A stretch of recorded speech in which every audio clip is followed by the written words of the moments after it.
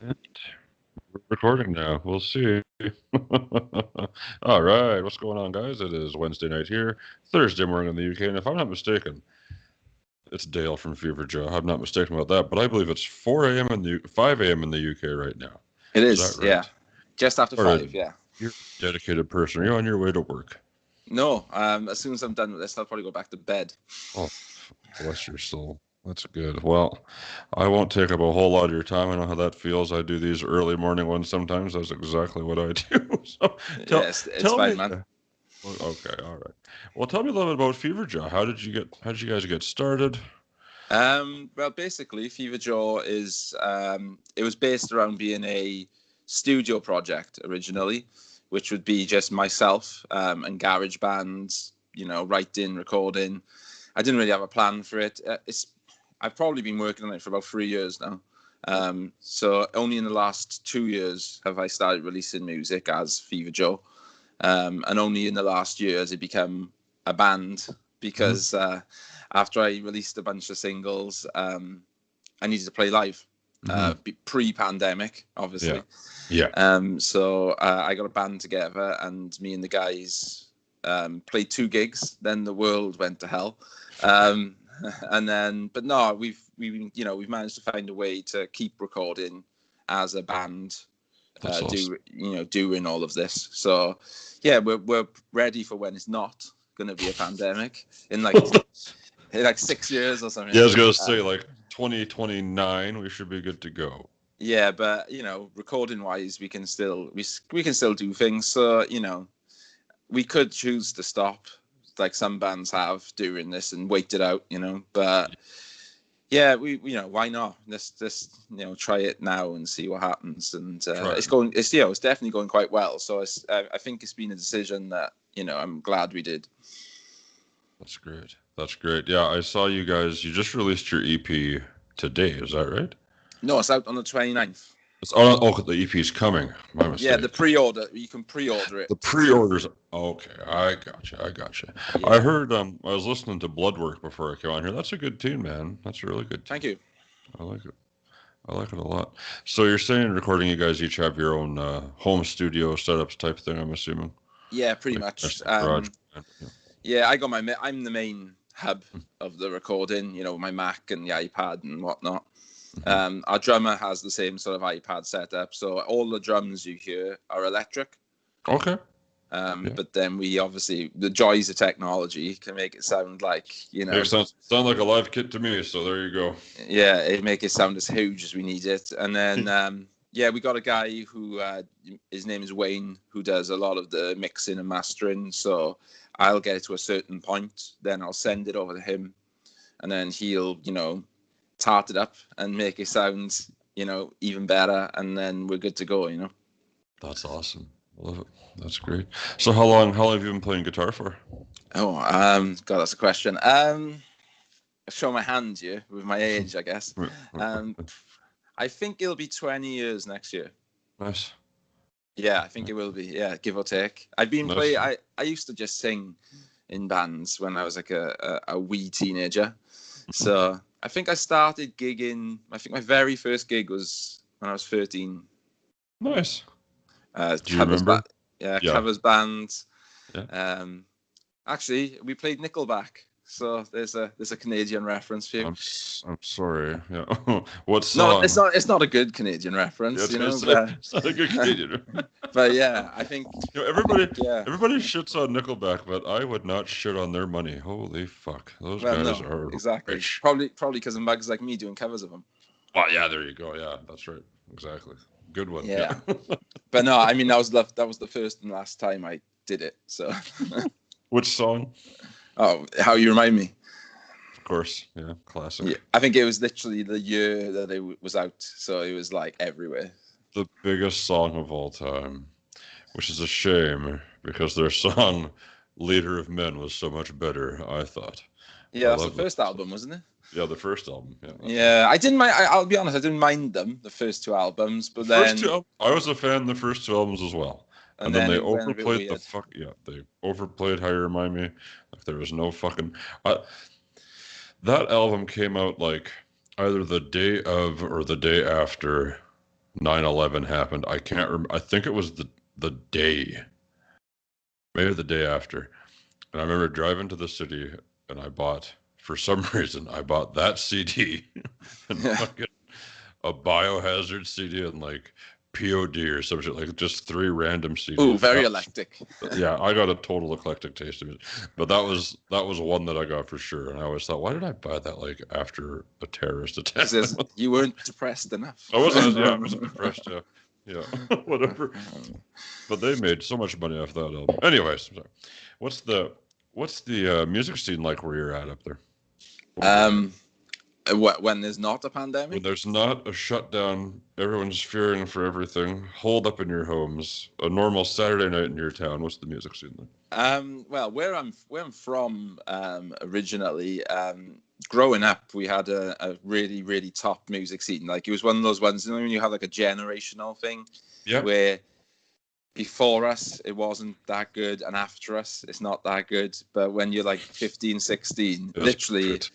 every week, Friday, Saturday, probably Sunday as well. And we were a really small little village, you know, but you could go out and there'd be like 3 or 4 pubs, and all of them would have bands on. All Awesome. of them, all the bands were originals. Yeah. All the bands were young, you know, like all our sort of age. So they were all people who we all kind of knew. So you could go to one pub, watch what your mate's band, go down the street 10 minutes, and then there's another venue, and most of them are free. And Nice. this was, yeah, and most of them, you know, the bar people kind of turned a blind eye to age, so you could get served. So yeah, that was incredible growing up in that. I mean, currently I've moved to the city of Cardiff. Cardiff. Okay. Yeah, Is that which in is Wales? yeah. So it's about an hour away from where I grew up. Okay. So yeah, Cardiff's, you know, an amazing cultural place. You know, I do a radio show at midnight on SLE Radio, which is based out of Newport. yeah, exactly. So you probably know little bits about it. So yes, we've got like really incredible venues. There's each one's really unique. You know, so if you go in there, you know you're in that venue. You know, you couldn't confuse it with some other venue. There's like one street in the middle of Cardiff which has like 3 venues, and they're all right next to each other. So literally, you go outside the front door of one, and you're looking at the other one. So That's awesome. and they have like a festival once a year, Okay. Soon Festival, which basically celebrates all of the city. So Nice. the whole idea is that every venue in the city has a band on, and they're all at the same time, and you get a wristband. It's a bit like South by Southwest.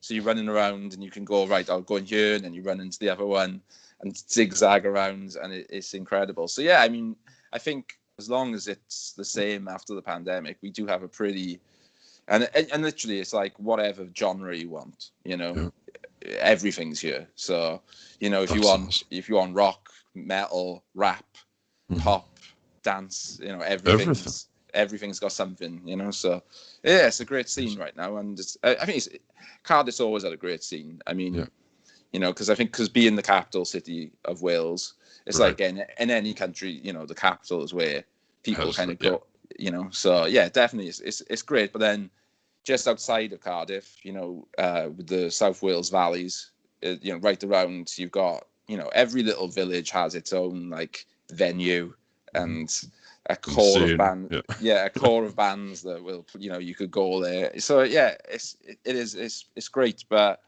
hopefully the pandemic hasn't affected that, because it's that question of what venues will be left, you know. That's the big one right now for sure. Even, you know, up here in the States, I know for sure, like it's nuts. It's so crazy how global, like how wide this has affected everything all the way across, right?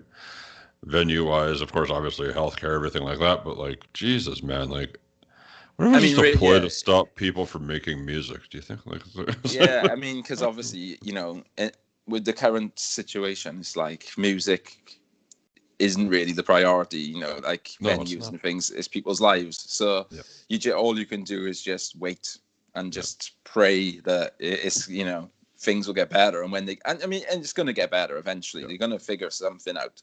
Because you know, in this country, we're starting to get the vaccines rolled out. So hopefully there is a light at the end of the tunnel. It's just we're all racing to it, hoping that we can get to the other side, you know. So we'll see. The weirdest fucking year of all time. Everybody will look back on it and say 2020 was so fucked up. 2021 was so fucked up. Like, I know, yeah, man. in It's every like aspect. when you're growing up, you think like you look back at like Spanish flu and Yeah. and you're like World War World II and War, all these things. You think, you know, that was bad, but I didn't have to live through that. It's like we're living through our like Spanish flu, so exactly. it is crazy, you know. It is crazy, and that's just it. Like I didn't read it, but I saw some article about the WHO saying that the second year of the coronavirus could be worse than the first. It's like, well, like, what the hell else could go wrong? It's the sequel no one wanted. Sequel, yeah, exactly. That's right. For fuck's sakes, that's so stupid, man. Well, what are you listening to these days, music wise? Do you got anything that's just pumping through your earphones at any given time? I listen to a lot of different things. I actually, which is really strange when I'm creating, because obviously you've heard Bloodwork and you know it's big guitars. You know, you'd think this man all he listens to is big guitars and everything. Yeah, it doesn't quite work like that really. Because the one album I've been really spinning a lot. It's an older album. Do you remember Rising Sand by Robert Plant? Yeah. With Alison Krauss, which is like his country western album. Right. I've been spinning that. I've been listening a lot to the Civil Wars. Civil Wars. Yeah. Now there's a band. I love the Civil Wars. Holy yeah, shit. I adored them when they were out. That's fantastic. That woman, I don't know her name, but those guys can harmonize like I think her name's Joy Williams, something like that. Something like that. Yeah. Yeah. But yeah, I've been listening to those guys. And then, I do listen to like the heavier side of things. I've been listening a lot to S&M 2 by Metallica. Okay. Because I loved the first one. The first one's great. And the second one is really good as well, you know. I haven't even heard it yet, to be honest with you. I have not heard it. Because, it's got a lot of like the newer stuff off Death Magnetic and their last album, the double album on there, which I was really keen to hear with the orchestra. So I've been listening to that. Trying to think what stuff, and then just stuff like Primus and the side project that Les Claypool's got with John Lennon's son. Yeah. I mean that's pretty. They do some good stuff there. And a bit of Radiohead, you know. I've kind of been. I love Radiohead. So I've been revisiting OK Computer and the Bends and stuff like that. So I mean, I got like all sorts of music, you know.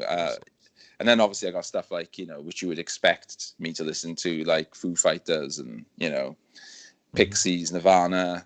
I bought a couple of weeks back the Bob Mould box set. Okay. From Husker Du. So I've kind of been working through that as well. So in between like these things, I've been just listening to just out and out, you know, balls to the wall alt rock. So that's deadly. So a bit of everything, and I think that kind of seeps in, especially with the EP, to what we're doing. Cool. You know, there's one track on there where we've got like a female vocalist coming in with us again. So because we had a female vocalist help us out for like the first 3 singles. So we got a new singer coming in, and she's been helping on one track, which is kind of where you hear that kind of Civil Wars, kind of Robert Plant, Alison Krauss, all that sort of thing. I do like that kind of sound. So there's a little bit of that, and then we've got like an acoustic version of one track. So they're like the softer elements of what I listen to. And then a track like Wolverines is just like alt rock. It's just, you know, I literally sat there with my guitar going, how riffy can I make this? How riffy could you go? Yeah, that's so awesome. Definitely, yeah. That's great. I've been going back on a huge tear through the grunge scene from the 90s, Nirvana, Pearl Jam, Alice in Chains, Soundgarden, all those guys. Yeah. Then, I mean, I always go back to it, you know. Yeah, I don't listen to much, like, admittedly, unless it's like indie music that I get from like guys like you. I don't listen to much like mainstream new music, if that makes sense. Like from like 2020, unless it's like a band that I listened to 10 years ago and they put something new out, I'm like, oh, I'll go check through the video, because I think I don't like much of the new stuff that's out there. But it was funny because I was telling my wife, I was like, well, you talk about all these great grunge bands, Stone Temple Pilots, all that, and I was like, but you don't hear people say Silverchair. And she's like, Yeah. well, who's Silverchair? I was like, what the fuck? What are I you saying? you She's like, touch, I missed Silverchair. I must have skipped over Silverchair. I'm like, yeah, well, start listening to you're Frog touching on Stomp. a huge band there for me. Go to Frog Um, Stomp. Then you go to Freak Show. Then you go, you start here. And she put on tonight. She put on Frog Stomp, and she's like, what the hell? Like, this is amazing. Where was I? yeah. I don't know. No, yeah, Silverchair. Yeah, God. I because I haven't been listening to them recently. It's like, you kind of figure when you're asking what you're listening to. But I mean, if there was a band that like is the reason that I'm here doing this, it's probably that band. Nice. Because I found them when I was like 15. Yeah. And it was whilst everybody found them when they were 15, because they were only about 15 too. Well, it was when I started getting into Silverchair while they were away recording Diorama. Diorama, yeah, 2000. Yeah, because they had like a 2-year gap, didn't they, between Anthem, because they did Frog Stomp 95, Freak Show was 97, and then Neon Ballroom was 99. So they were doing 2, and then you got to think that's pretty good, because they have a tour cycle in there as well. Yeah, and so I found them because my friend at the time had already discovered them, because he was a little bit older than me. And I had a cousin who loved Alice in Chains and Soundgarden, all this, and I discovered like Nirvana, and then I think it was Pearl Jam was next. Yeah. And then I just kind of used to go to my cousin's house and be playing like the PlayStation with one of my other cousins, and then out of his room, all I could hear was like Man in the Box or something, and I'm like, what the fuck is that? And then and then I'd end up just spending full days just sitting in there with him, going like, play me something else. And then he'd like give me CDs and be like, yeah, take that home, listen to it. And I'm like, oh my God. So, and then I think it was like a year period of like me going to my mother every couple of weeks going, can I buy something off Amazon? And then she'd be like, what? And I'd be like, can I have this CD? And then I'd just slowly work my way through. And then one day we had like a television channel over here, Kerrang, which is like a magazine. Kerrang, yeah. They used to, well, I don't know if they still do. They had a channel which showed music videos.